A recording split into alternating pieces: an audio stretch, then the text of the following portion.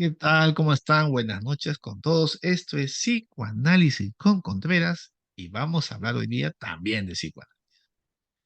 Tengo la grata presencia de una colega que se ha formado también en la nueva escuela lacaniana, pero es de Venezuela, Maracaibo. Ella es la licenciada Paola Atencio, que gustosamente nos ha dado su tiempito para hablar de un tema que es duro de transmitir. Vamos a hablar de la angustia. ¿Qué tal, Paola? Bienvenida a este breve y humilde espacio. Hola Juan, muchísimas gracias por la invitación. Un placer estar en este espacio para transmitir, bueno, de este tema precisamente la angustia. Muy bien. Y así de pronto, como decimos aquí en mi país, sin preámbulos y sin ambajes, directo al hueso, a la vena. ¿Qué es lo que hay que entender por la angustia? Porque la gente cree que la angustia es igual que la ansiedad. Son sinónimos. Vamos al tema un poco conceptual. ¿Qué cosa es la angustia? Bien, más allá de lo que pueda expresar el psicoanálisis, me parece para mí de gran interés poder expresar lo que es humano, lo que convive cada persona y que pueda sentir e identificar cómo ha experimentado la angustia en sí. Eh, Comenzando con este término de angustia y ansiedad, podemos decir que son sinónimos. En lo que se diferenciaría serían los ataques de pánico. El ataque de pánico ya sí trae una diferencia con la angustia, pero angustia y ansiedad, desde la perspectiva clínica, son sinónimos. Dime una cosa, Paola.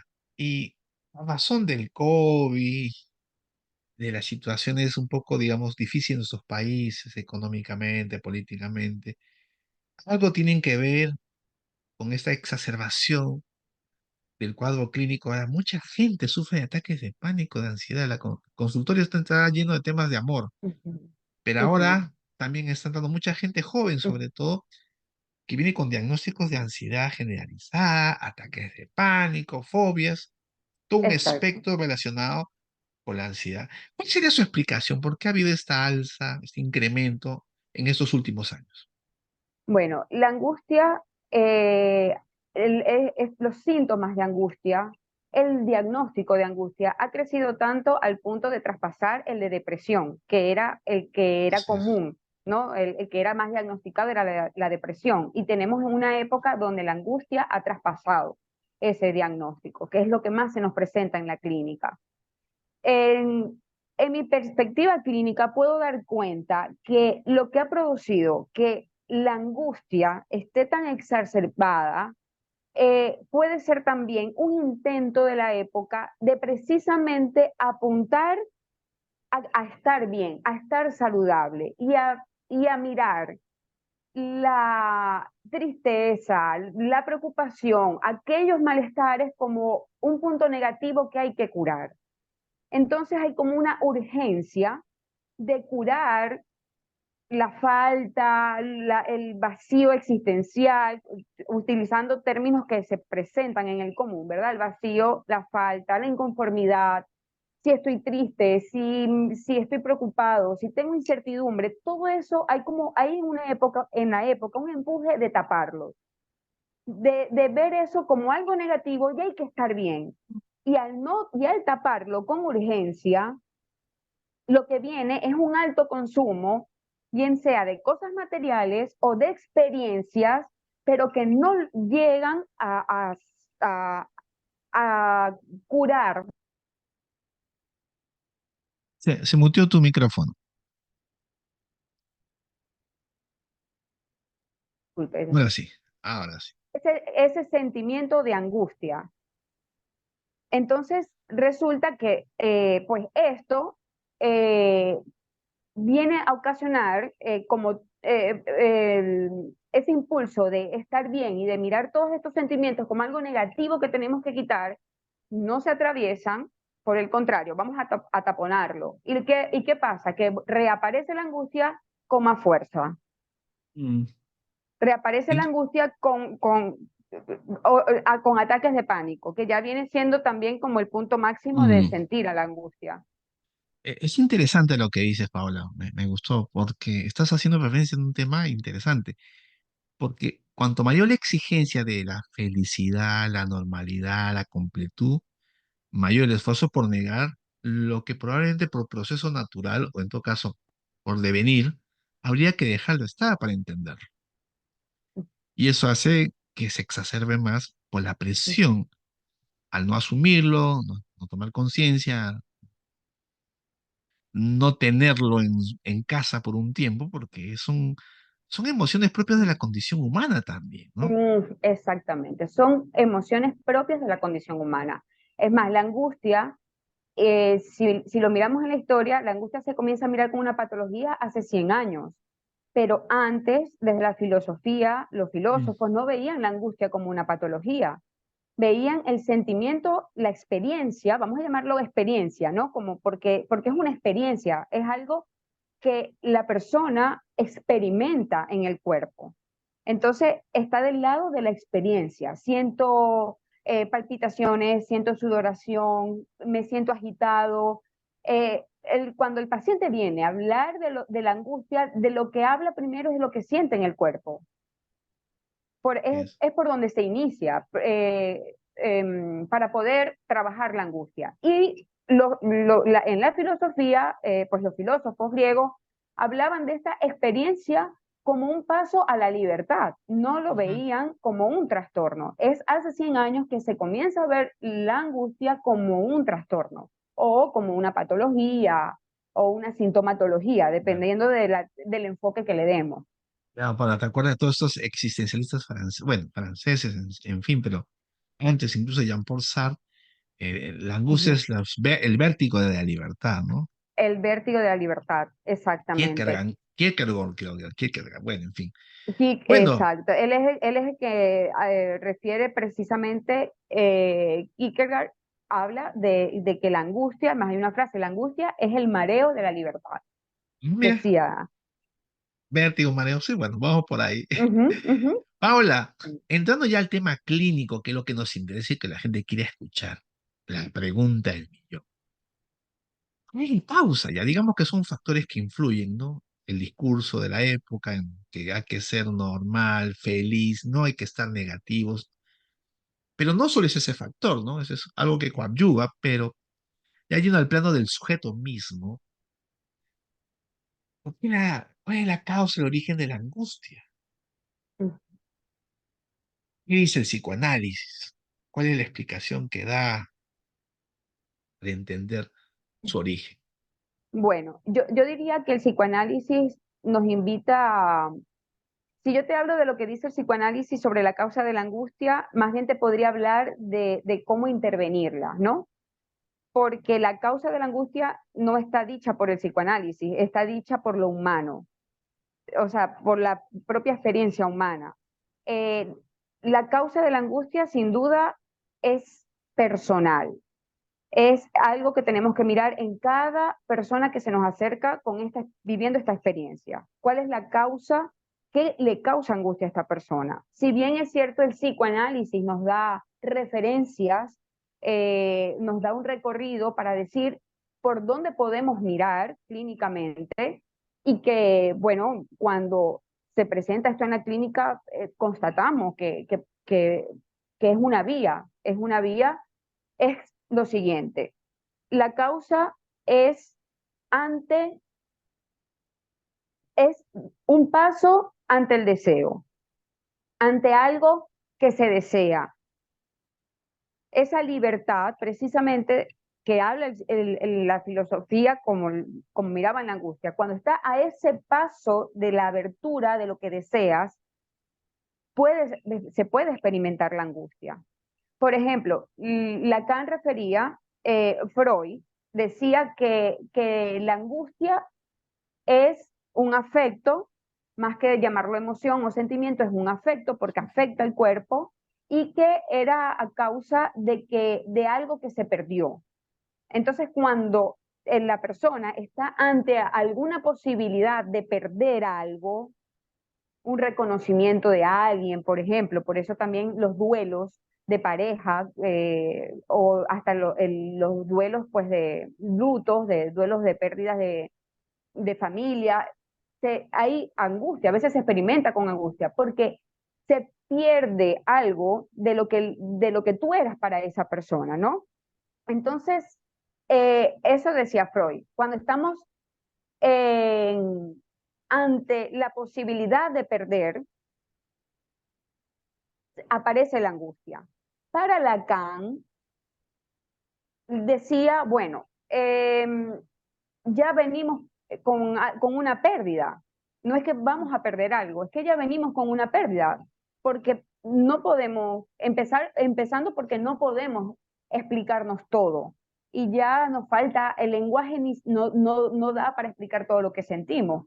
Y eso lo podemos mirar en la clínica cuando nos viene alguien con angustia. Y, pone palabras, palabras, palabras para poder bordear un poquito qué es lo que me pasa, porque la angustia es sin objeto. Entonces, ¿qué hay que mirar en la clínica? ¿Ante qué viene la angustia? O sea, ¿ante qué posible pérdida viene la angustia de esta persona? ¿Qué le angustia? Porque esa es la diferencia entre angustia y el miedo. La angustia no tiene objeto. Así es. Y fíjate, ¿no? Cuando la persona le quiere dar sentido, más se angustia, porque el sentido que le da no le No, funciona para tranquilizar. Ah, esto es estrés, ¿no? Esto es porque estoy no, con deudas, ¿no? Y se mm, sigue angustiando peor. claro, así es. Llenarle de sentido lo engorda. Entonces la pregunta Exactamente, acá decía que la angustia, no sé si es así, es el único sentimiento que no miente. sí, Inclusive, no le daba ese lugar como un afecto cercano a lo real. Porque, sí, como tú muy bien lo has dicho, no está agarrado a un sentido, ¿no? El significado se diluye. La gente angustiada no sabe qué le pasa. Son claro, sensaciones en el cuerpo que lo enloquecen muchas veces también, ¿no? En el sentido metafórico, ¿no? La desesperación, a eso me refiero, con enloquecer. Entonces, dos preguntas. ¿Por qué es el sentimiento que no engaña? Y el título de esta conversa era El encuentro con lo real. A ujú, ver si nos puedes ayudar a entender estos oscuros caminos lacanianos. ujú. Bueno, vamos a ponerlo en los caminos de, de la vida propia, ¿no? A ver, cuando nosotros amamos, estamos enamorados, ¿cuántas veces nos cambiamos de amor?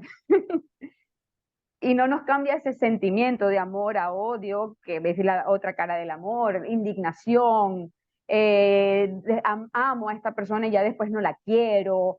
Eso cambia. Y cuando viene la persona a hablar del amor que siente por el otro, dice muchas cosas, le da mucho sentido porque está en ese momento del enamoramiento, de, ay, todo de la idealización, y cuando idealizamos a alguien, ¿cuánto sentido no le damos, verdad? Y nos sentimos seguros de que allí es. Y no pasa mucho tiempo como para darnos cuenta después de que no, de que qué engaño es este, ¿no? Bien, estamos hablando de un sentimiento que le podemos poner mucho significado y que todo ese bla bla que le ponemos al sentimiento cambia. Nos engañamos, en fin, un engaño muy necesario, seguramente, ¿no? No es muy sabroso estar enamorado, no pasa nada. Ahora, la angustia no la podemos explicar tan fácilmente. Y tú lo acabas de decir, darle sentido lo que hace es engordar. Entonces, por eso es que Lacan decía que la angustia es el afecto que no engaña, porque la angustia por ejemplo, si yo amo a alguien, mi objeto de amor está puesto en ese alguien, ¿no? En esa persona. Ese amor, ese sentimiento está puesto en esa persona. Y yo puedo llamar eso amor. Pero eso se transmuta, cambia. Pero la angustia, ¿dónde está puesta? ¿Qué me angustia? Podemos hacer una similitud con las películas de suspenso. Cuando nos dejan en suspenso una película, cuando decimos le va a pasar algo al protagonista, pero no le termina de pasar. Hasta que no le termina de pasar lo que le va a pasar, nosotros no nos desangustiamos. La angustia es eso que no logramos ver, pero que sentimos que pasa, pero que no podemos ver qué es lo que pasa. Entonces, como viene de ese lado del cuerpo, de la experiencia, que no lo calma las palabras, podemos decir que no engaña, porque precisamente en esa angustia ir a indagar en esta persona qué lo está angustiando, qué causa eso, vamos a descubrir algo que es único y que es primordial. O sea, allí sí vamos a descubrir algo del deseo, de lo íntimo, y eso no engaña precisamente. Bueno, y en el otro lado, me pareció clara tu explicación. Esto del encuentro con lo real. O sea, habría que explicar a la gente un poco qué cosa es real y luego Claro. entender eso del encuentro. Sí, lo real, por ejemplo, Lacan lo mencionaba como aquello contingente, aquello que sale de nuestras idealizaciones, de nuestras expectativas, de nuestro control. Por ejemplo, la muerte es un real. Podemos hacernos muchas explicaciones qué hay después de la muerte, según cada filosofía, religión, pero realmente, valga la redundancia, no sabemos qué hay, no se ha comprobado, ¿no? La fe allí viene a ser de fuerza eso, pero no sabemos. El desencuentro amoroso. El ser humano busca hacer en una relación de dos que seamos uno, que nos complementemos y que la relación sea perfecta. Pero, ¿dónde está esa fórmula? No ha existido, es realmente, valga la redundancia, vuelvo a retomar ese término de real. Entonces, ante ese real, viene la angustia cuando aparece. Nos puede abrir a esa experiencia de angustia. Bueno, y cuando se dice, nunca, esto sí es una pregunta que yo no la puedo responder, tal vez tú me vas a ayudar y hay gente que también me ha preguntado. Cuando Lacan hace esta expresión es la falta que falta, o sea, Ujú, se traba lenguas, ¿qué quiere decir? Porque da a entender que eso tiene que ver con la angustia también. No ujú. sé si lo has Sí, leído, lo conoces esa sí, expresión. ¿A qué se refiere? ¿Qué papel juega la falta? La falta de velada, pero la falta de la falta, ahí viene el asunto, ¿no? Que amerita una claro. explicación. Eh, mira, el deseo es lo que encamina a un sujeto a poder tener una vida de vivificación. Llamamos vivificación para hacer la contraparte a la mortificación, al tormento, ¿verdad? Entonces, estar alineado con el deseo vivifica, da vida, Ujú, sí. pero el sujeto, las personas, suele pasar que se complican un poco para alinearse con lo que desean, ¿no? Y porque además resulta que el deseo surge de la falta. ¿Por qué? Porque uno no desea lo que tiene, uno desea lo que no tiene. Lo que tienes ya lo tienes, ¿no? Eso no hay, se desea lo que no tiene. Entonces, cuando esa falta no está, Lo y cuando entendí. no sabemos lidiar con esa falta, porque entonces la persona quiere, quiere que no le falte. Uno, no sentir la falta, porque angustia un poquito también. Sentir la falta angustia. Y no sentirla también angustia porque porque no desea, porque no está el deseo. Entonces, la falta de la falta, a veces que falte algo para que tú puedas desear, Lo produce entendí. angustia, pero es esa angustia que si es trabajada en la clínica, en análisis, es una angustia que te puede orientar a tu deseo. Y cuando te acercas a ese deseo, viene otro trabajo que es que aceptes que el deseo no te llena, sino que te deja con ganas de más. Y de eso se trata. Por ejemplo, Interesante. tú haces una entrevista y ya tú no cierras el canal de YouTube. Al contrario, tú dices, ahora este tema bueno, digo yo, no sé cómo te sucede, a mí me sucede así, ahora me interesa hablar de este tema, ahora me interesa abordar este, y después de una entrevista estoy segura que yo voy a querer otra, a mí me gusta, o sea, yo lo disfruto, ¿no? ¿Cuál es mi deseo en este espacio? Transmitir, y eso no se acaba. Y hacer las paces con que esa transmisión es infinita me vivifica. Cuando falta, la falta, o sea, no hay el impulso de hacer en función del deseo, bueno, falta esto, tengo que hacer esto, el sujeto se angustia, ¿no? ¿De dónde se agarra? Claro, claro. Tengo que hacer más entrevistas, pero ahora no, ya, ¿qué entrevistas? ¿Para qué? O, No hay o, el o, vacío que o- impulsa el sí, sujeto. exacto. Si el deseo no está allí, puede pasar dos cosas, que el deseo no esté puesto allí y ya no quiero hacer Ujú. más entrevistas, o ¿Ok? puede pasar lo otro, que es que es tan deseante que angustia un poco. Quiero más y eso angustia un poco, ¿no? Porque viene pues todo este tema de, bueno, quieres más, pero a ver, puedes hacerla hoy, pero no salió como querías o Ah, quizás sí, en- y con eso, Paula, bueno, eh, se hay una, lidia.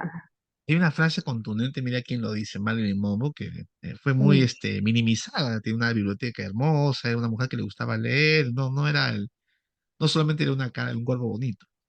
Ella mm. decía, sus memorias, que los peores sueños son los sueños que se cumplen. Es ajá, Qué lúcida, ¿no? interesante.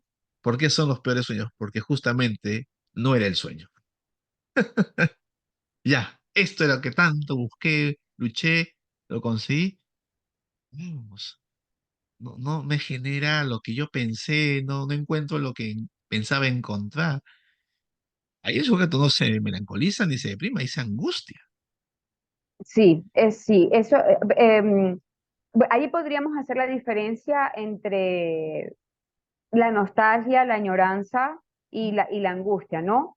Porque, y eso me lleva a pensar un tema que estoy abordando con mucha profundidad. ¿Qué estás persiguiendo allí? ¿Una meta o un deseo o un propósito? Vamos a llamarlo en términos propósito, que viene, para mí viene siendo un poco lo que se asemeja al deseo, ¿no? Porque la meta tiene un fin. Tú dices, bueno, es que yo quiero casarme y quiero tener hijos y quiero tener un hogar y me quiero casar y quiero, y lo tienes. Te casas, tienes tus hijos, tienes tu hogar. ¿Y después qué? ¿Se acabó la vida? Venimos con la frase de Marilyn Monroe. El peor sueño es el que Sí. se cumple, porque entonces ahora qué? La insatisfacción, ya esto era todo, se acabó la vida. No, ya va, un momento. ¿Qué estabas persiguiendo tú en eso? Es como me decía colega, ¿qué persigues en ese objeto que quieres? Por ejemplo, él decía, bueno, vamos a poner un ejemplo muy caricaturesco. Yo quiero un caballo. Yo quiero un caballo. Ajá, ¿para qué quiero el caballo? Ah, para que me acompañe. Pero si yo puedo determinar que yo lo que quiero es la compañía, entonces un burro también me va a servir. El burro también me puede acompañar. Y si no tengo el caballo, pues ya no me angustio, porque el burro también me da la compañía. Pero se necesita poder hacer esa abstracción para que tenga sentido lo que quieres. Y cuando lo tengas, no pienses que, o sea, no se pierda. Es que se parece del objeto, ¿no? Interesante tu Ajá, análisis, ¿no? Es compañía que con un gato, un perro, un burro, un viejito, un niño, no es tanto el claro. objeto, sino la función que cumple, ¿no? Exactamente, exactamente. Y a veces eso es difícil determinar, porque el sujeto va más en búsqueda del objeto. Así es. Y hablando de esta palabrita, ¿y cuál es la función de la angustia? Debe tener una función. Se habla de la función Sí, imaginaria, se habla de la función de la transferencia. ¿Y cuál debería ser la función? ¿Se puede hablar de función en la angustia? ¿Tiene sí. alguna? La angustia como función, primero como clínico, hay que mirar qué nivel de angustia, con qué nivel de angustia viene el sujeto, ¿sí? Si es una angustia que no permite la palabra, que no permite hablar, bueno, eso hay que dosificarlo, seguramente, porque nosotros trabajamos es con la palabra. Pero hay angustias que como clínico hay que saber sostener para que el paciente lo atraviese, ¿sí? O sea, no apuntar a lo que la época apunta. tapemos la angustia, ya te tienes que sentir bien, ya, eso hay que desaparecerlo, tienes que estar feliz. No, no, no, no, no, no corramos a tapar eso porque la angustia va a tener una función y esa angustia, si buscamos el hilo de la angustia, que ya eso es parte del clínico, de nosotros como clínico, nos va a llevar a que el sujeto se responda cuál es su deseo. Y la función entonces sería poder contactarse con su deseo. Angustia es un indicador de cuánto tu deseo no es el deseo que tanto buscas, es el indicador que algo de la vitalidad puesto ¿no? en cierto objeto no es ese objeto. Es Ujú. una revisión. Lo voy a hacer con palabras sencillas, ¿no? De tu proyecto de vida, de tu sentido de vida. Esto no es la mujer que yo quería, ni el trabajo que yo quería. No me llena, me angustia, el vacío que acompaña. Es un sentimiento que invita a dos cosas, ¿no? A deprimirte o a hacer algo. Exacto. Ujú. Así es. Exacto, porque mira, la depresión decae, baja. La angustia es algo que, o sea, necesitas salir de ella, necesitas esa Es la experiencia acción. lleva a la acción. Y muchas veces la acción es ir a terapia, ir al analista, por ejemplo. Claro. Claro. Acá han decir en el seminario, no sé, usaba esa expresión que todos usan, ¿no? La angustia hay que dosificar en el análisis, ¿no? Es un Sí, buen indicador, pero hay que dosificar. Mucha gente se angustia demasiado y se va también. claro. Hablando del tema de la acción, angustia es una invitación a actuar. Hay una relación entre angustia y el acting out y el pasaje al acto. Son, digamos, conceptos que se manejan en la clínica, están Ujú. muy relacionados con la angustia o no es así. Está relacionado con la angustia y con lo que no es angustia también. Yo considero pues que todos los sujetos, nos lo muestra la teoría y la vida misma, tenemos un pie en el acting out. ¿Cómo así? Que pues nuestras acciones muchas veces, si tomamos lo que Freud nos decía, que no somos dueños y amos de nuestra propia casa, porque hay un inconsciente, Mm. hay pulsión, entonces eso nos lleva a pensar que tenemos un pie en el acting out, que a veces es como, ya va, ¿por qué estás haciendo esto? Por qué te lleva a accionar, ¿no? La pulsión que refería Freud, o la angustia para huir, por ejemplo, cuando el sujeto está cerca de algo que quiere, muchas veces huye, es un acting out. Hay una historia que te quiero contar muy corta, lo contó un profesor en la ANEL, me quedó muy grabado. ¿Qué será? Es de una persona que iba manejando esos buses por provincias hace un montón de años y le comentan que tenga cuidado que por la carretera salta. Y la cosa que manejando y ve un tipo que había puesto piedras en la pista y se acordó de lo que le dijeron y dijo, ah, no, este es un asaltante. Apretó el acelerador pensando que el sujeto se iba a mover, un delincuente. No se movió, Paula, y lo atropelló. Y el tipo dijo, bueno, un ratero menos para el mundo, le echo un favor a la sociedad y sin culpa y sin remordimiento, y yo manejo. Al día siguiente sale a comprar el periódico y ve las noticias, ¿no? Locales, sus periódicos regionales, ¿no? De provincias. Humilde padre de familia muere atropellado pidiendo ayuda. O sea, el tipo no era un delincuente, era un hombre que estaba desesperado, pues se puso las piezas porque nadie lo quería llevar seguro pensando que... Y el tipo, no sé si es, a ver, tú me dudarás, represión, denegación. Esto no pasó. Ujú. Esto se decía, esto no pasó. Parece que le funcionó, lo reprimió y como era transportista como era transporte pesado, sale a hacer su trabajo y tiene un accidente manejando. Un segundo accidente. Y entonces la gente no se explica por qué se accidenta tanto si es una persona con muchos años de experiencia y accidentes tontos. Y ya con el tercero el tipo se angustia. ¿Qué me está pasando? Entonces acá viene el detalle, ¿no? Este tipo de alguna manera no procesa, no incorpora, bueno, es un tema bien complicado también, ¿no? A ver, a alguien inocente. Y lo que se provoca son accidentes. Ese es un acting out, sucede en contexto de terapia, es un pasaje al acto. La historia Ujú, a mí me dejó pensando, no sé si a ti, pero a mí me dejó pensando porque no es un invento, lo contó alguien que lo que había ujú, pasado. ujú. ¿Cuál sería tu apreciación, Paula? Estamos frente. El sujeto se angustió cuando se dio cuenta que había matado a alguien, no se entristeció ni le dio otra cosa. Esto no pasó, esto nunca pasó. Y yo me preguntaría, y te pregunto, ¿ese no pasó vino del lado consciente? Yo no quiero saber de eso, o sea, Claro, es lo que conscientemente, se repetía. o lo reprimió, porque cuando es diferente Sí, de que lo sí, reprimen, que no viene del lado de la correcto. voluntad, o vino del lado de la voluntad. Salió esa frase a su cabecita. Esto nunca pasó, Sí, esto nunca pasó. y Y le no funcionó habló porque del después tema. se olvidó del Ujú, asunto, no habló del tema. No es que se afectó, claro. estaba deprimido, angustiado por lo que Ujú. había hecho, no, pero se dio los accidentes con frecuencia. Sí, como lo comentas, suena bastante un acting out, ¿no?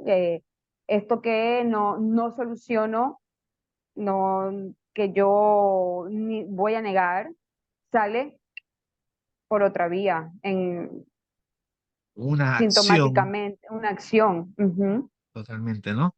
Para el público que no Y ese sabe de acting out estos, es inconsciente.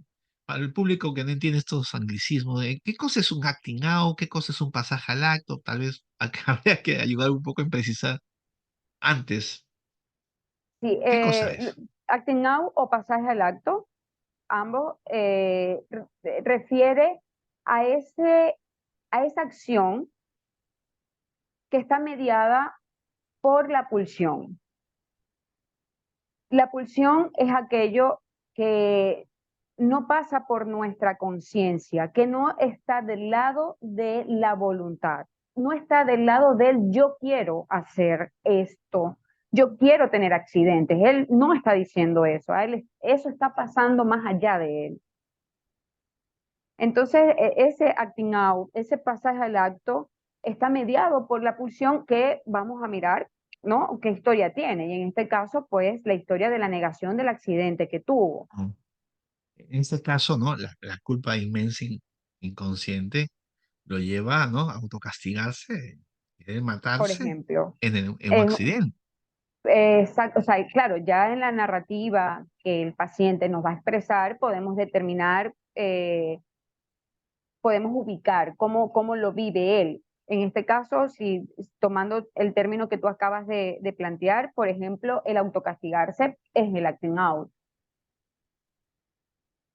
No se mataba con los accidentes, pero le pasaba cosas que le hizo sospechar. hasta que pudiera Paula, llegar la muerte sí, claro, también. en antesala, Ujú, ¿no? ujú, Y entrando ya un poco a la parte final de la angustia, y bueno, ¿y qué es lo que el analista tendría que hacer ya la parte ya de la intervención y en el papel de la transferencia? Mira, yo siempre he pensado, esta es una tesis que la quiero comentar, y se sabe un montón de esto, pero a veces uno no tiene claridad de expresar. El paciente que está en análisis, tarde o temprano, poco o mucho va a encontrarse con la angustia, porque vamos a abrir esa puerta. ujú, Por eso hay que dosificarla, pero no es suficiente el trabajo analítico, del trabajar con mesura, con cierto cálculo en el riesgo que uno asume, ¿no? Porque también hay que sostener ese paciente. ujú, La transferencia es como el soporte, el acompañamiento para que sea manejable la angustia cuando se presente. ujú, Y por eso es ujú. importante esto, ¿no? Del papel que cumplimos los analistas. Paciente con mucha ansiedad, digo, ¿no? Cuando se sienta, tal vez yo no le pueda contestar, pero me escribe, yo lo voy a leer, yo voy a estar al pendiente de Claro. usted. Entonces lo tranquiliza un poco, ¿no? Ujú, Es mi paciente aquí, y cuando está en la calle, una situación me llama. Entonces ahí no es que es una interpretación, es doy cuenta de un tipo de vínculo que yo establezco con ese paciente por una situación de una emergencia subjetiva, ¿no? A todo el mundo se le va a decir, "Oye, llámame cuando te sientas mal", Claro, imagínate, nos llamarían mucha gente. Sí, yo creo que eso es importante que la gente entienda, porque el nexo transferencial debe acompañar la exploración. Si lo llamo yo, en todo caso, es este deseo de saber, tarde o temprano uno termina encontrándose con la angustia y eso no es tan fácil manejarlo de sí, forma tan individual, ¿no? sí, No sé qué correcto. piensas tú al respecto. Sí, la angustia se va a presentar en la vida. Todos estamos atravesados por la angustia en algún modo. La angustia le pertenece a la vida, es parte de la vida. La época ha querido ponerlos como patología en los manuales diagnósticos, verlo como que es algo que no es natural y si miramos todo lo que hemos conversado y si pudiéramos profundizar pues en la historia, en las teorías, la angustia es parte de la vida. En ese caso yo estoy de acuerdo Eh, contigo, pero ¿cómo le haces entender a alguien que ¿cómo? tiene ataques de pánico? Decir, esto es parte de la vida porque esto no es una No, angustia ya frente a el ataque de pánico es una angustia exacerbada. inmanejable, ¿no? Disociando, o sea, es parte de la angustia, pero es cuando ya ha tocado otro nivel. Y el ataque de pánico hay que dosificarlo inevitablemente, o sea, es necesariamente que el ataque de pánico cese, disminuya para poder hablar qué fue lo que lo angustió. Ahora bien, con esto no quiero decir, Juan, que vamos a vivir en angustia, sino que pues, es aceptar que es parte de la vida y que si podemos trabajarla, atravesarla, nos va a dejar una ganancia de saber importante para que no aparezca de nuevo o por lo menos en menor medida. Y si buscamos taparlas con cosas o momentos ficticios, llenando, comprando, consumiendo, con muchas, como puede pasar mucho en la época, en las redes sociales, evitando lo que me está sucediendo, eso va a seguir apareciendo. Eso va a seguir tocando hasta que pueda venir como un ataque de pánico, por ejemplo, o hasta transformarse pues en una depresión, es dependiendo cada caso. Entonces, a lo que me refiero con una angustia es saber que eh, es, es algo natural del ser humano que atraviese en su vida algún momento la angustia o varios momentos angustia y que dé la mano con el clínico, con el analista o el terapeuta, seguramente puede tener un buen, o sea, puede atravesarla, ¿sí? Puede atravesarla ganando un saber en eso que le sucedió, en eso que vivió, en eso que experimentó. Y después de atravesar una angustia no quedamos igual, siempre tenemos una fuerza, un saber muy importante, ¿no? Entonces un crecimiento, hasta lo podemos llamar. Mira, Paula, esta pregunta fue la pregunta que debía ser al comienzo. Pero como tu colega es un desordenado, y pienso que lo estoy haciendo con una intención también, no creo que solo sea desorden, miren lo que te voy a preguntar. Y finalmente, Paula, en tu caso personal, no te voy a preguntar qué te angustia, pero sí, ¿por qué elegiste el psicoanálisis como herramienta viendo tantos enfoques y, en fin, en una época donde no es una corriente de moda, todo lo contrario, pienso yo? ¿Qué hace? Porque esto lo tiene que escuchar la gente, ¿no? Dice, pero ¿qué hace a estos locos psicoanalistas elegir un enfoque tan en contramarcha a la época, ¿no? El lenguaje, sentarse, trabajar dentro de la practicidad, la inmediatez y todas las alternativas que ya tú te imaginas ahí. Bien, no sé si esa Bueno, pregunta te angustia, no creo. no, esa pregunta me emociona. A ver, mm, hace bastante años yo decidí el psicoanálisis o diría que, no diría yo decidí el psicoanálisis, es que las otras cosas no me convencieron. Otros enfoques no me convencieron. O sea, la psicología del ideal, de la autoestima, del autocontrol, de la motivación, del liderazgo, ¿por qué fracasan? es como, para mí, faltaba algo allí. O sea, pienso que sí, se puede llegar por ejemplo, la originalidad, sí, puedes llegar a eso, pero no es así tan fácil como con un manual de instrucción. Es. Entonces, allí estoy hablando como, ni- todavía no había comenzado a estudiar psicología, cuando ya había algo de eso que a mí no me encajaba. Ya yo había pasado por por otras carreras, por lecturas de autoayuda, de libros de autoayuda, y yo decía, pero ¿por qué esto fracasa? O sea, ¿por qué, si esto es así tan fácil como lo expresan, qué pasa que igualito el malestar sigue constituyendo a muchas personas, ¿no? Entonces, este, el descubrimiento, algo que se satisface en mí, en ir a descubrir, eh, lo pude sentir con el psicoanálisis.